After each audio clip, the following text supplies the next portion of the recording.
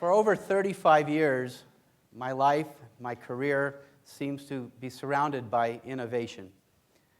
From the companies and organizations I've worked in, to the people I've worked for, to the problems that I've been deeply involved in, to the woman I married, and even to the way my mind seems to naturally work, the one common denominator seems to be innovation. So to that end, I'd like to share with you 9 things I've learned over the last 35 years, and I'm hoping that just 1 or 2 of them might resonate with you.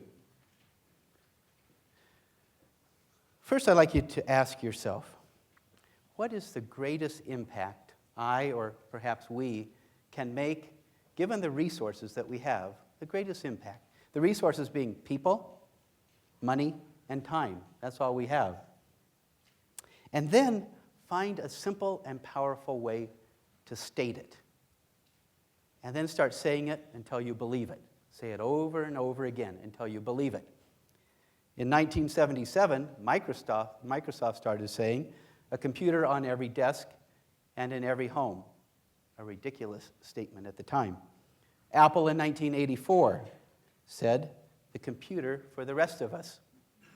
Unitas in 2001 had the bold statement of the democratization of opportunity through microfinance acceleration. The same strategic rigor that's used in the for-profit sector must be used with social innovation. Else, we'll end up with a huge number of great-looking websites, but no real impact. Number 2, to get anything worthwhile done, you must have small teams of great people. And because resources are limited, it all starts with a great hire. Everyone on your team must be a self-starter, a team player, a doer, a quick study. Egos need to be left at the door. You need to learn how to interview job candidates. Now, because it all starts with a great hire, you probably would assume that it all ends with a bad hire. Not true. It all ends with a medium hire. And that's why it's so important when you have a critical position that you must fill in order to get the task accomplished. Wait, wait, wait, even when it's painful, until you can find that great hire. Otherwise, you'll be compromising your entire purpose. A great lesson I learned working directly for Steve Jobs. Good enough is not enough. If you're going to change the world, a normal effort won't do. How do we know this? Well, just look around. There's millions of very good people a few steps out in front of you doing a good job. And look what we have.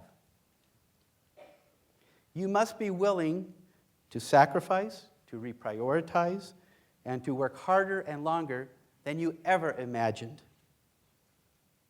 If you want to change the world. Why? Because good enough simply is not enough. A great lesson I learned working directly for Bill Gates. That is that you must know your space better than anyone else. And this means knowing it deeply, in all directions, in all dimensions, and in all time frames. Whether you're running a large software company or working on a literacy problem, reaching more people is always a key measure of success. And to reach the most people, you must know your space better than anyone. This will allow you to anticipate and overcome the obstacles that will certainly be there, and also to exploit opportunities that will allow you to accelerate and grow more than you ever imagined. I recently completed 3 years of full-time volunteer work as a Mormon mission president. And through my many experiences of working with hundreds of young missionaries and many other wonderful people, I found great truth and excitement in a Bible verse found in the book of Romans. Let me quote it to you. And be not conformed to this world, but be ye transformed by the renewing of your mind. If you want to be innovative, you must see things in a new way. Don't conform to the world's way of thinking and doing. Don't confuse cultural practices with sacred doctrines. Transform yourself into a more powerful, useful being. How? Well, by renewing your mind, by simply changing your mind about how you are going to act and react to the world around you. Practice being full of immense curiosity. Chances are that there are some incorrect perceptions about relationships and truth already filtering your view of life. Renew your mind, and you will be transformed. In 1977, I met a fascinating man named Oz Swallow from South Africa. He was a philosopher and a deep thinker. He's now deceased. I wrote down almost everything he said because it seemed to ring true to me. One of the things he said back in 1977 I think is applicable to all of us today. He said, do it their way to the degree it's imposed, but do it your way to the degree you excel. We all work and live within systems. That's what this frame represents. Systems can be companies, institutions, religions, countries, families, clubs, jobs, etc. They all have some commonalities. They all have rules, expectations, and norms that they impose on their members. But within any system, you have much more freedom than you initially imagined. This same principle is taught very well by Viktor Frankl in his great book, Man's Search for Meaning, if you want to read it in a different way. Those who innovate master the principle. Do it their way to the degree it's imposed, with happiness and agreement. But do it your way to the degree you excel. Well, life lasts for a long time. That's something I'm learning. Even with the best laid plans, it will have surprising twists and turns. There will be days of immense joy and excitement and happiness, but there will also be many, many disappointments, delays, and setbacks. But never give up. Do you know that a professional baseball player can get into the Baseball Hall of Fame by failing 2 out of every 3 times over a 20-year career? And he will be considered one of the best players that ever played the game. He'll get into the Hall of Fame. This means that he failed to get safely on base 2 out of every 3 times, and he ends up with a .333 batting average. Good enough for the Hall of Fame. What's the moral of the story? You will not hit a home run every time you get up to bat. But chill. Why? Because life lasts for a long time. 2 roads diverged in a wood, and I took the one less traveled by. And that has made all the difference. You must be willing to make a true leap of faith. Most people, when asked, will say, oh, sure, yes, I've made that leap. But when we rewind the tape and we watch it in slow motion, what we find is that they didn't leap. Instead, they put their foot down and they're trying to see if there's a safe area, and they've got their hands down here as they're edging over the cliff, seeking secure footings. Why? Well, because the opposite of faith is fear. And when one is confounded by fear, it's impossible to step into the unknown. Fear blocks growth, blocks creativity, blocks innovation. You must replace your fear with faith. Another good word is trust. Trust in your instincts. Trust in your research. Trust in your partners and teammates. Trust in your prayers and the answers you receive.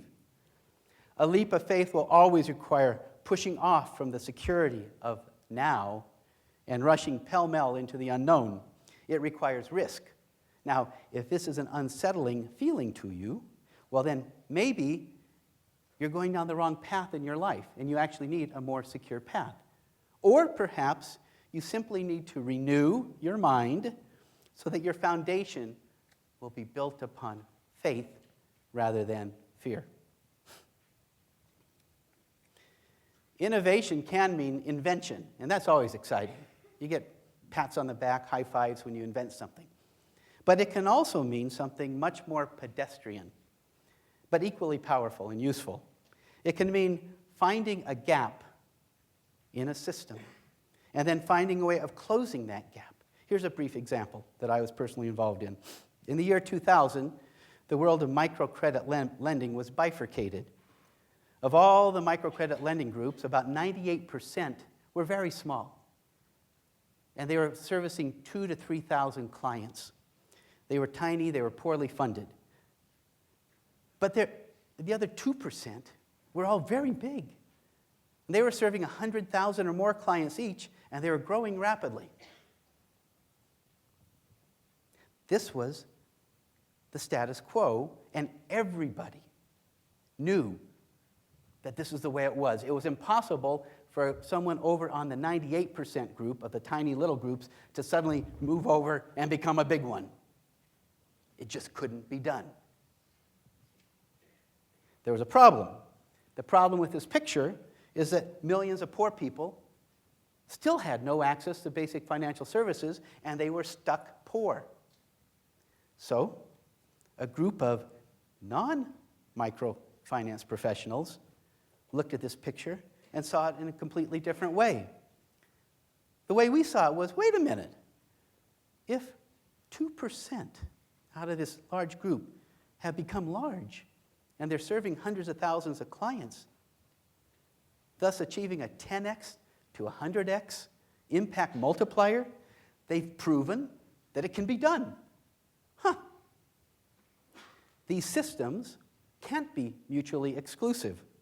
So let's study these big microfinance institutions and then create a microfinance acceleration model that will allow the little guys, those who want to and are sitting in the right place geographically, let them move over and become the big guys. By closing this gap, millions more are now benefiting from access to basic financial services. That's the story of Unitas in a nutshell. In conclusion, in my very first full-time job at age 22, I was teaching seminars on creativity, problem solving, and profit improvement, not at a wonderful university, but to foremen, supervisors, and in plywood plants, door factories, and logging operations in the Pacific Northwest. My job was to encourage innovation that would lead to greater productivity and hence greater profitability. Following one of these workshops, as everyone was taking their notebooks and leaving, a man in the back of the room waited quietly. He came up to me, waited for everyone to leave. He unfolds a piece of paper where there's a hand-drawn sketch of a chainsaw. And on it were little arrows and words and things about the chainsaw. And what he told me was that here's a way of redesigning our chainsaws so they won't break. And if they don't break, we won't have downtime, and we'll be able to cut more trees, and I think we'll have more productivity. And I looked at it, and it was a great idea. But then he says, he looks at me very quietly, he avoids eye contact, and he says, "Is this an idea?"